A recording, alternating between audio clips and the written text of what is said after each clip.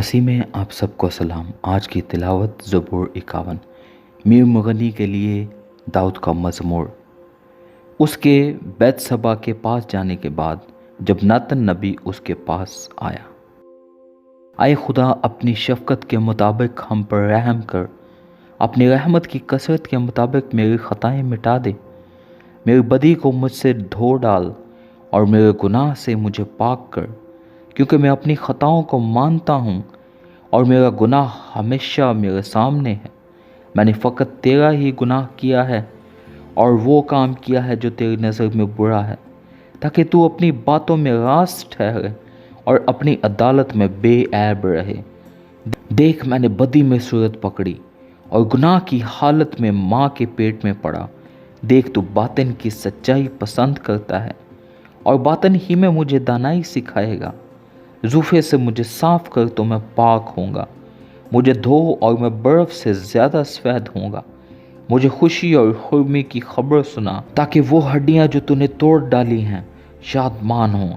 میرے گناہوں کی طرف سے اپنا منہ پھیر لے اور میری سب بدکاری مٹا ڈال۔ اے خدا میرے اندر پاک دل پیدا کر اور میرے باطن میں از سر نو مستقیم روح ڈال۔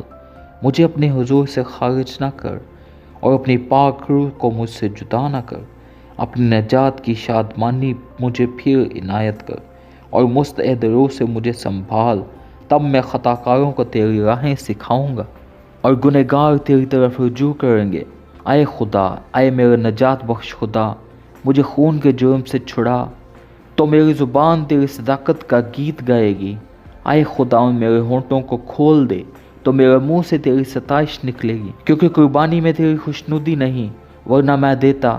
سوختنی قربانی سے تجھے کچھ خوشی نہیں، شکستہ روح خدا کی قربانی ہے۔